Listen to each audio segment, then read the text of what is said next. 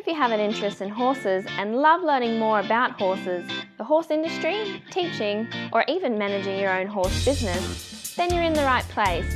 We would love you to join us on our mission, which is to improve the lives of horses around the world through the education of riders, handlers, and trainers. So get comfortable, listen in, and enjoy. This has been another episode sponsored by Online Horse College. If you haven't had a look at the wide variety of equine-specific accredited courses, then go to onlinehorsecollege.com and I'll see you over there. Our chat today at Horse Chats has been brought to you by Equitana, who are now celebrating 20 years of bringing Australian horse lovers everything they love, including equine entertainment, exhibition and competition. So join us on the 15th to the 18th of November in the heart of Melbourne to witness a packed program, including the main event, full flight, dressage freestyle, the All-Star, The Way of the Horse, and Australian show jumping record attempt, which has been held for almost 39 years, as well as the best equine retail therapy. And in fact, it's got more shops than Melbourne Central. How could you even miss that? Today's guest is Rod Lockwood, who's the Managing Director of Definity Events, who, of course, bring us Equitana. How are you today, Rod? Hello, Glenys. I'm very well, thank you, and thank you for the opportunity of speaking to you. Oh, good to talk to you, Rod. I'm pretty excited about this one. Well, listening to you, to your introduction, you've actually made me excited.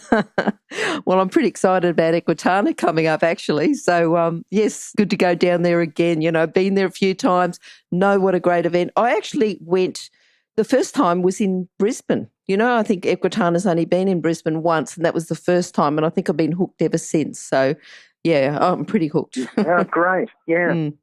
Yes, we did two, actually, in Brisbane. Oh, I must have missed one. Yes, yeah. Yep. So we couldn't make it work properly there the way we wanted to. So we only did the two.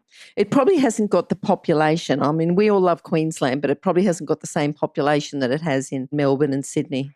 Yes, and for us, the venues are very difficult.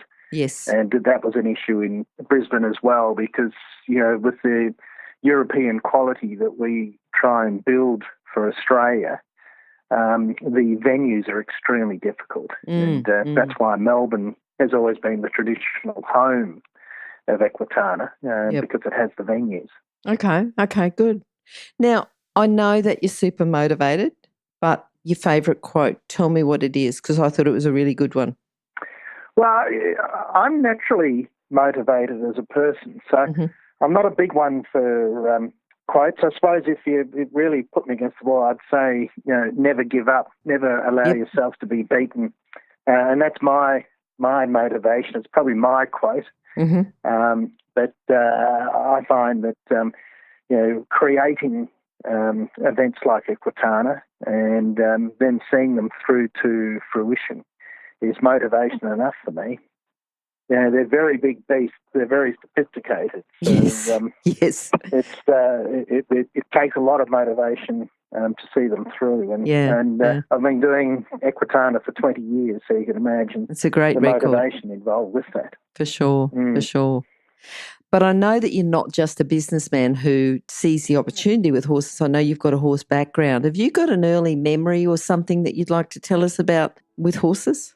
Yes, one of the happiest days of my life was when my father gave me a horse for my birthday. I was 4 years of age. Wow.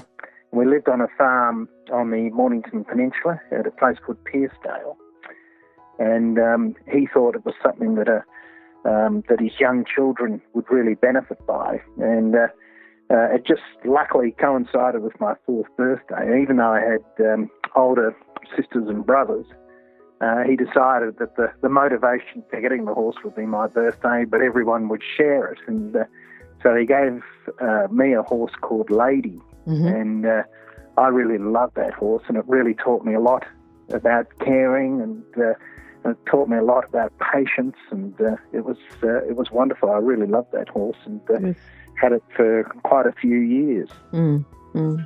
So, that's my earliest memory. And my father actually died when I was only 6. Okay. So it was the horse was the common denominator. And it was when he died, I still had that horse to remember him by as well. So it was a very, very special thing, and gave me a great love of horses, which I've carried all my life, actually. Yeah, yeah. So, good old lady has a great place in my heart. Yes, I can imagine. Yeah, yeah. What a great gift from your father. It was, and it was interesting because we, none of us, including my father, had any knowledge or background with horses at all. Mm-hmm. And my father was a bit of I suppose you'd call him in Melbourne, a Collins Street farmer, so he was a businessman. But if anyone ever asked him what he did, he'd say, "Oh, I'm a farmer." Okay. Even though he was a businessman in his own right, but that's you could tell that was his first love. Yep. And he was very keen for his children to embrace this fantastic lifestyle that he wanted us to have. Mm-hmm. So the horse and animals were very much a part of that. So each of us were allocated chores, and eventually, when I was old enough, because I certainly couldn't do much when I was 4. But soon after he passed away, the horse became my responsibility. And I feel that his gift was setting me up with something to care for, something that was completely reliant on me to look after it and to learn how to ride it properly. Yep. And I was never a great rider, that's for sure. I was a complete matter hack, but the fact is that it was something I really treasured, and it taught me about patience and caring for something else, and it kept me very focused and outdoors as well. Yep. And I think regional or country kids would understand that even to this day. City kids just don't get enough of that, and there should be more of it, frankly, still today, rather than all these computer games and this very unhealthy lifestyle that we're seeing more and more in modern society. Yeah, I don't think you're going to get any argument from any of the people listening. Totally agree with you there. Yeah. I don't think anyone else would disagree that we can all learn so much from horses as well. Yes. The training involved with such a powerful animal teaches ourselves so much as well. And I felt that having that responsibility of looking after ladies was something that's really set me up and made me a better person as well. Mm-hmm. And that's something that we try and bring out in Equitana as well through the education program. And horsemanship activities like the Way of the Horse are really important to bring that out and showcase just how good Australians are at this. And, the horses are such a proud part of our history anyway. Yep. And anyone who's ever been involved with a horse is passionate about a horse for the rest of their lives. So it's great to be able to showcase that. Yes. For Equitana, and when you talk about motivation, that's exactly what does the motivate motivation. me. And that's right. That's right. Yep. Tell us about then. I want you to think back, it's going to be 20 plus years ago. When you first got the idea, and I'm sure it didn't happen as a 4-year-old or a 6-year-old, but when you first got the idea to put together an event like Equitana, what was the first idea? What gave you the idea? What was it like? One defining moment? Was it a series of moments or a series of things that happened? What started it all off? Yeah, it was very interesting because it was a series of activities and suggestions, and there was sort of a road that led to it. And so my partner and I, Daryl Herbert, and Daryl was probably the main motivation for Equitana. He and I were in partnership, and we were doing a lot of music events, and we developed a lot of expertise and a good reputation for outdoor events. And a couple of them, one being the Melbourne International Music Festival, sponsored by Tourism Victoria from those days. And Tourism Victoria were undertaking a review of the Spring Carnival at the time. because the Victorian government could see that the equine industry, when you couple it with agriculture, etc., it's a huge industry. And it's a very important industry, but particularly when you're wanting to engage with regional Australia. So they came to us and said, we support you through the music events. We know the expertise in outdoor events that you have, and we were doing expos and all sorts of things. And a fellow called Brendan Downey was the guy, and he was a very clever tourism events man and could see the economic impact that events could do. And what he was saying was that Victoria is world-renowned for the Spring Carnival and the Melbourne Cup. Yes. But the Victorian government don't want to be just seen as supporting horse racing. They want to be seen as promoting the entire equine industry. Mm-hmm. So they wanted an event which would finish off the Spring Carnival but showcase sports horses, equine industry, and the equine community beyond just horse racing. They wanted to do the equine sports as well. So he challenged us to come up with an event that would do exactly that and to bring it to Victoria and create it. So with their support, we did a global review of equine events, mm-hmm. and I was given that because Daryl knew that I had this love of horses and had a horse as a child. He said, "Why don't you do it as a special project?" Which I did and really embraced it. And we came up with a German event called Equitana. And to us, that looked like the perfect event because it showcased industry. It had a whole education where trainers and new products could showcase their abilities and new products available. There was the competition components, and in Germany, of course, it was all about the Olympic disciplines. And they had this huge entertainment side of it called the Hot Top Show, which was very cheesy, very German, but nevertheless very professional. And it was a great formula that we thought would fit right in to the solution that Victoria was looking for. So we all went over there, Brendan, Darryl, and I, and we negotiated the rights to bring Equitana to Australia. And it was fascinating because in a very Germanic way, the owners, which are one of the world's biggest exhibition groups called Reed Exhibitions, they said, what do you want? And we said, well, we'd like the rights for Australasia. Mm. And they said, so they put a line through the map, which included China, Japan, oh, wow. Asia Pacific. Yep. And said, do you want that? We said, sure, we'll take that. And 20 years ago, there wasn't that much interest in doing business in China. It was still a very closed market. Mm. So they gave us that. And they gave us a 20-year license. And so we had those rights, bought it, and did our first event, which was the lead into that was just fascinating. So I can tell you about that if you'd like. It's a good story. You know what I'm thinking, Rod? Because we talk a lot about careers within the horse industry.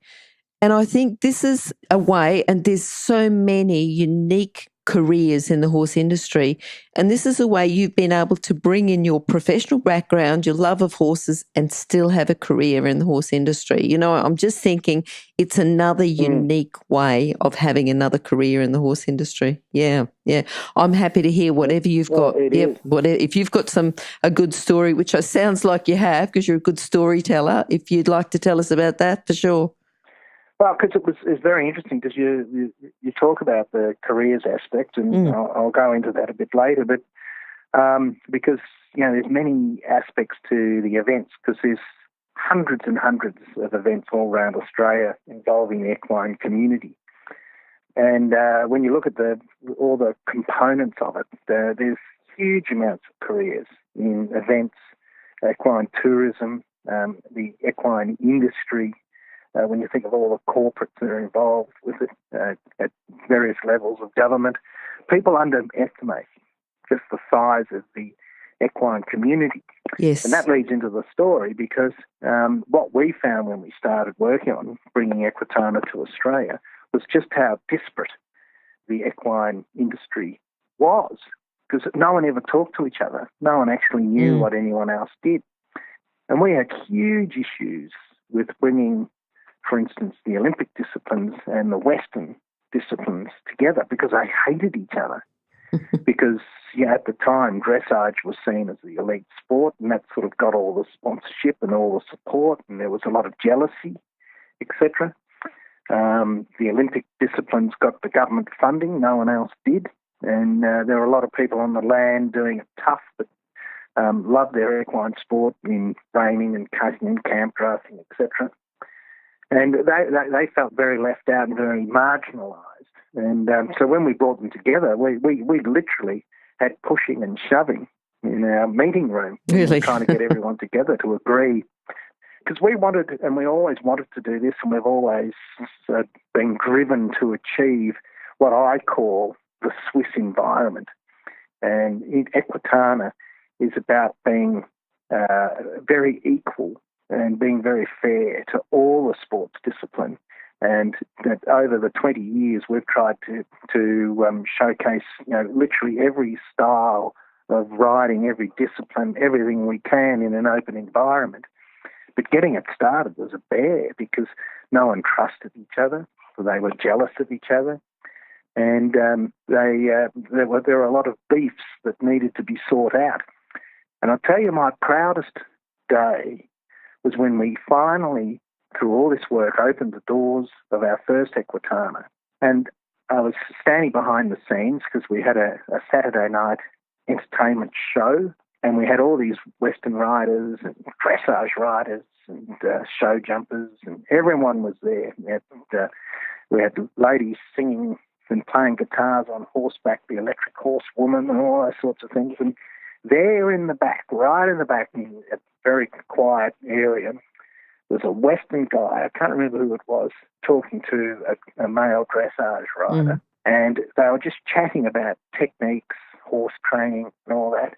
And the two of them are sitting there in intense, deep conversation saying, oh, that's really interesting. We do that way as well. Yes. That's interesting. We use that technique. And, oh, you hold the reins like that. And I was looking at it, and I was in fear that there were going to be punch-ups in the back. But instead of that, it brought people together. It got them talking, and it actually made everyone realise that we're all in the soup together. We've all got the same sort of financial issues with horses. We've all got similar training techniques, and we can compare notes. We can actually help each other. Yes, I think that's together. a big thing. And it was a uniting. It was a bringing together of minds. And Equitana, now, after all these years, has become a fantastic networking place as well, where people from different backgrounds, different interests, and different disciplines come together, compare notes, help each other, and really expand the industry in general. And if Equitana has achieved one thing, it is that. And I'm very proud of that.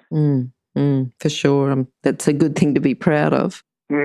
Thinking about character skills, core skills, character traits of horse people, because I know that we stand out on our own. We, sort of join together in lots of things. What would you say are the core skills or character traits of horse people in general? Thinking dressage, show jumping, Western, cutting, whatever. There's got to be some commonality there. Yeah, well, through my business, we're involved with a lot of sports. And the one thing that equine people, horse people, stand out is passion. Yep. These are the most committed, passionate people you will ever meet. They love their horses and they're driven by that, and they will invest in their horses. The health of their horses is everything. And it's a fantastic common trait in real horse people. And the other thing is determination.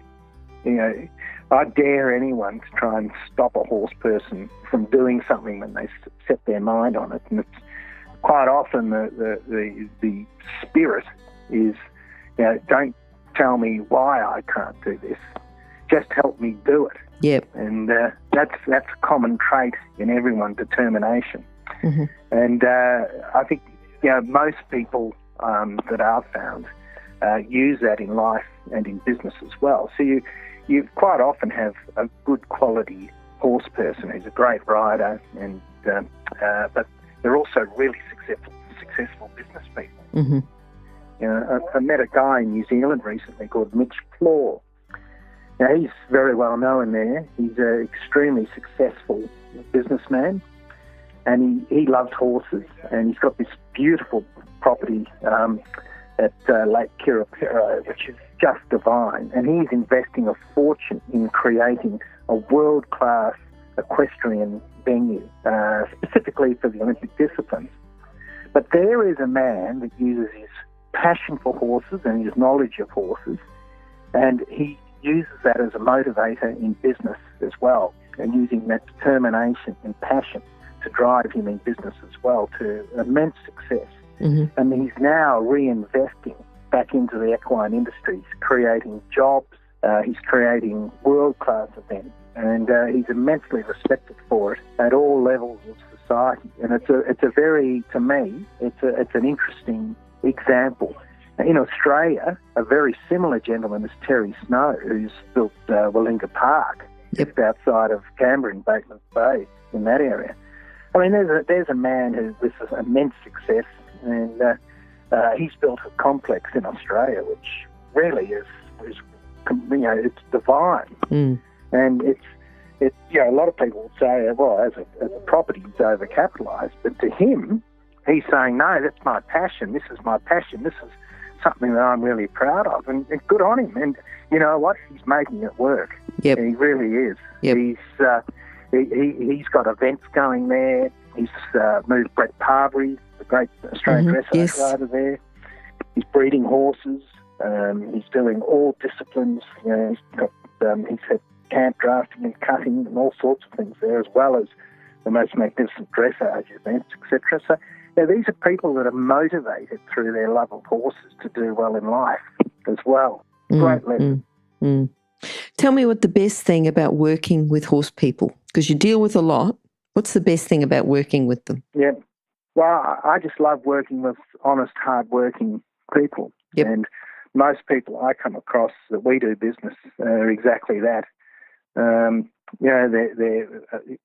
know where you stand because they're blunt, they're direct, and I've had very few problems doing business with horse people because everyone speaks a common language, they have common goals, and they just want a fair and square deal that they know where they stand on, and everyone will get on famously when you act like that. So the ability to know where you stand with people is a great business trait, and that's something that I really appreciate in dealing with horse people. Okay, good. What about, is there anyone in particular that's helped you, influenced you, helped you along the way? We're only allowed to say one now. Yeah. If you've got a couple, that's okay, but generally, I'm just thinking you're probably going to think of about 100. Mm. Yeah, I could, but there's an absolute standout who has become a great friend and mentor for me, and that's Sandy Simons. Yes. Now, there's a fantastic woman, and I urge everyone to read her book because what a fantastic backstory and life story. You talk about determination. Wow, she's got it in spades. Yep. So, Sandy Simon's been an immense help to me. Good. And to this day, she's helped us at every Equitana. Mm-hmm. She is our link into the equine community, and she helps introduce us to people internationally for all the equine stars that we bring. So she's arranged for Stacey Westfall to come out from America this year, for instance. Yep. And over the years, what she has done for us in developing events like the Way of the Horse, direct involvement, and the Connection Challenge that we're doing this year. I have so much respect for Sandy and David, her husband. Yes. They're a great couple. Mm-hmm. And I have a lot to be grateful to and thankful to them for. So, yep, Okay, that's good. She is an amazing woman. Yes, and I think if you want to know a little bit more about Sandy and David, remember to just go to horsechats.com and search for Sandy, search for David, or if you search for Simons, you'll find them both. Yeah. Rod, now what about horses? Have you got a horse you think that's influenced you? We've heard about your first horse. Is that the one that's influenced you the most, or you've got another one you'd like to talk about? I'd like to talk about Bo. Yep. So Bo once again is Sandy's horse. Yes, and okay. Bo has been to all Equitanas as well.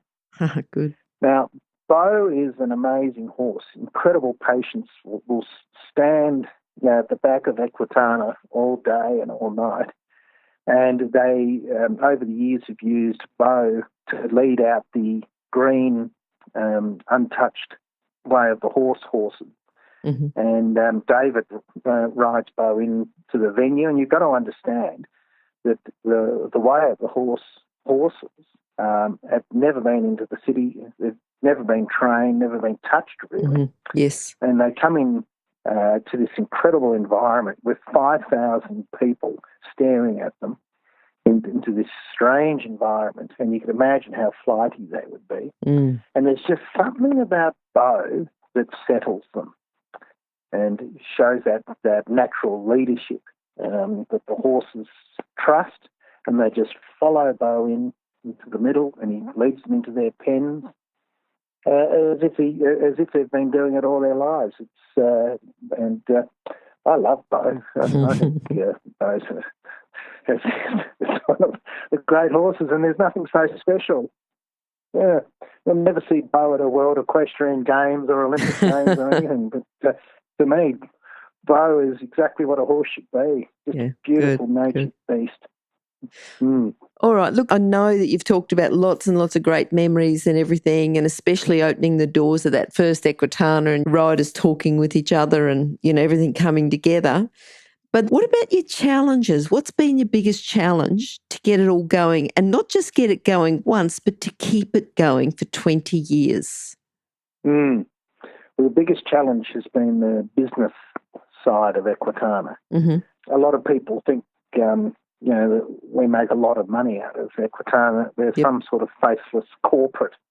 We're not. We're a family business. Mm-hmm. My daughter works in the business, and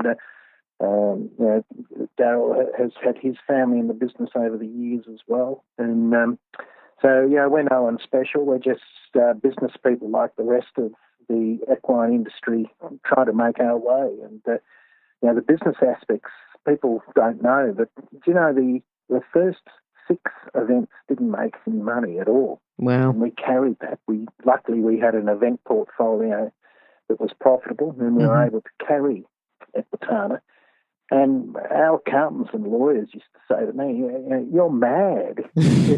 Any other businessman would just cut this and say, "Look, it's not going to work." And I used to say, "Why are you persisting with this?"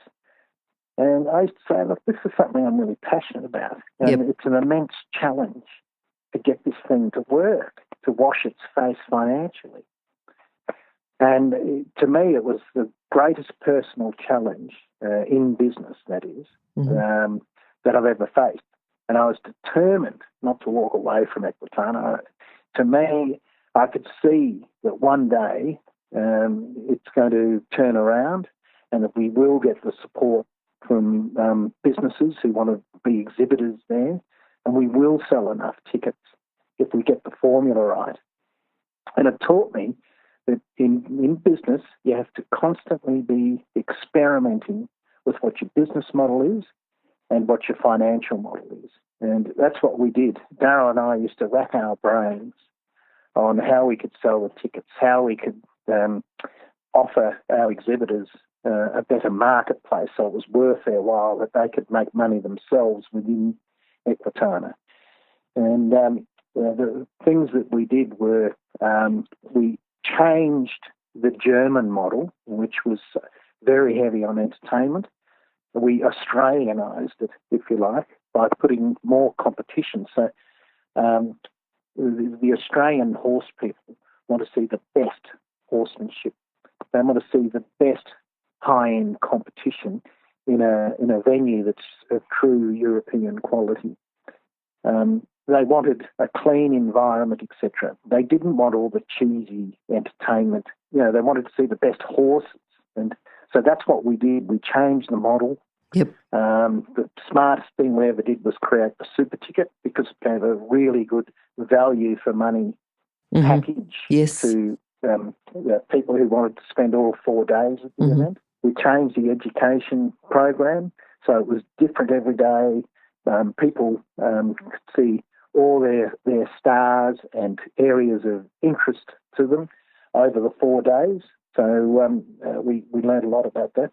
And eventually we worked out the formula that Equitana is today, where it's great value for money to come and see. It's not expensive. If you just want to spend $45, you can spend minimum 8 hours there and never be bored. And it's one of the few events in Australia which it defined what interactive events are, because exhibitions, to me, are boring. If you think of the old motor show, for instance, where all there was a pile of cars parked there, all shiny and new, and if you're lucky, you could queue up and sit in one, and that was about it. So after about half an hour, I used to get bored at motor shows. But when you think about Equitana, one of the things we did was we put the education arenas amongst the expo. So 1 second you could be looking at a new saddle, the next second you could be looking at a great trainer showing you a fantastic technique. Yep. And that kept people engaged. It was probably the first truly interactive event in Australia that did all of that. And you could buy your program, you could plan each day around the education program and all the different aspects you wanted to attend. And what we achieved was that people would arrive early in the morning and they would leave late at night. And they would literally eat 3 meals a day at the event. And I challenge anyone to this day, over 4 days, people who can do that at a big city event. Not many people do, because you think of going to tennis, for instance. You buy a ticket for the morning session, then you buy a ticket for the nighttime session. It's different. Equitana, you buy one ticket, you're there all day, and it's great value for money. And we're very keen to ensure that model stays forever. And that's what we're working on. Thinking about business owners themselves, is that what you'd recommend for people if they wanted to get something work, they were really passionate about it, they felt that it could work? You'd say constantly experiment, give people value for money, and be prepared to change and move with the times? Is that the sort of advice you'd be giving them? Yeah, absolutely. My philosophy in business is that you'd never stop experimenting. You never stop looking at new ideas and trying them. And particularly if you don't grow your business will die. Your business in today's environment has to be dynamic. So, that's why we try and find innovation. Every time we do an Equitana, we try and find innovation. New activities, new competitions, new presentations, new ways of displaying things. And there's a little nuance, so that we want to make sure that people can come every year if they want to Equitana, but each time they'll say, yep, that was a bit different to last time, and there were new things I learned. And businesses need to be dynamic like that. If you sit on your hands and you decide, well, I've got this perfected now, you're not going to last very long. Because business needs to move with the time. And you need to grow your business, because what we've found is that venues, labour, everything, temporary infrastructure becomes more and more expensive every time. And so your margins get squeezed. And that's what happens in all businesses. The labour costs, rental costs, everything gets squeezed. So you've got to grow your business so that you can afford to pay increased wages, etc. So we're no different. We're not immune to that. So that's what we're constantly experimenting with. So if you were looking at horse business owners, because a lot of horse business come to showcase their products at Equitana, what would you say is a common fault that you see with the horse business owners? I think a common. I think so. It's hard to say because everyone's business is different. But Yep. if it was a common fault, I'd say presentation is everything. Okay. An exhibition is a microcosm of a market. So when you think when you're in the high street and you've got shop after shop after shop, and sometimes you've got two businesses next to each other that are very similar. They might be tack businesses, they might be feed businesses, etc. And you've got to present yourself so within a click of your finger, people can see a difference. Mm-hmm. And it's as simple as that: presentation and colour, movement, etc. And what attracts you to that business. And you've got to get them into the door, because once they're in the door, your product, the quality of your product, and your personality as a person and ability to communicate will make the difference. But what is it that will attract them in the first place for that split second? I think I'll go into that shop, not the other one. That is presentation. And we found in the early days that we worked closely with businesses about how they presented themselves, and don't just turn up with a table with a cloth over it and put your product on there. Actually display them and train your people to talk and win over people. Mm-hmm. And we've seen over the 20 years this fantastic sophistication in retail and presentation that the equine industry has developed, and it's very exciting now, and it's great to see the great displays at Equitana and the way people are doing businesses and presenting themselves. It's very sophisticated now, and people have learned a lot about what other businesses from overseas in bigger markets than Australia are doing, and they're now using them to make improvements to their own businesses. So it's been great to see that. Good. If you're an equestrian coach or a horse riding instructor, or even if you aspire to be one, have a look at the free video series for horse riding instructors on the Horse Chats website. Go there now, have a look, horsechats.com. The next thing I was going to ask you is, what are you looking forward to? I sort of think I know I'm looking forward to November myself, but long term, think sort of past next Equitana. What's your long-term plans in the future? What's happening there? Well, I was saying to our team the other day that we're 20 years young, and there's still so much innovation that we can introduce to our business it's really exciting me. So for the first time this year, for instance, we're going to do a young sports horse equine auction. Okay. And there's nothing really in Australia at the moment that is really specialised about selling sports horses, about offering them really high premium horses.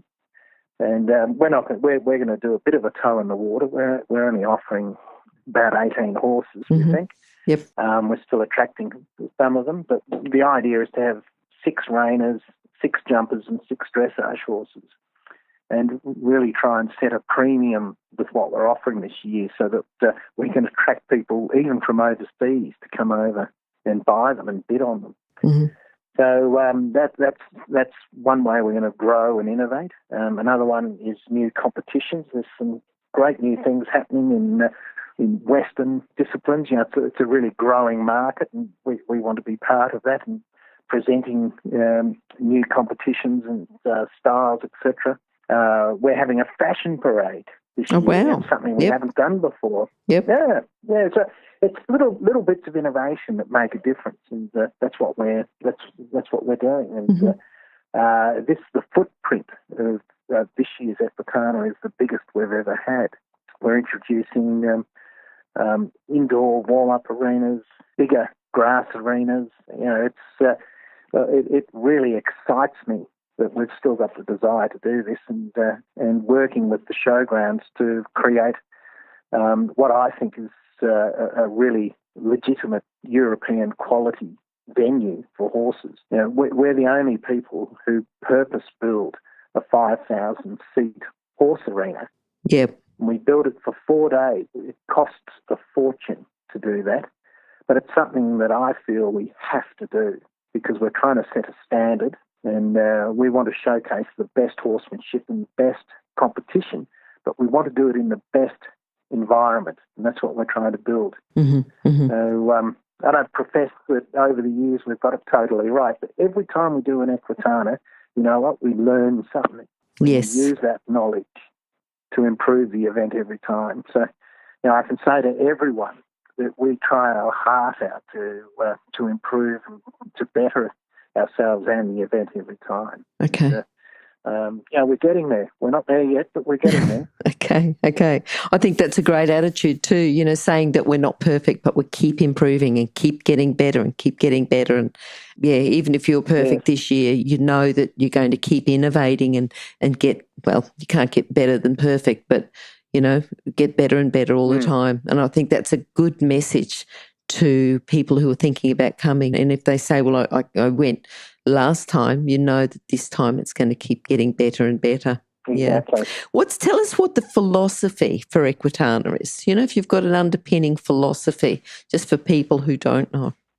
The philosophy is to respect the attendees and to respect what they have to say and listen.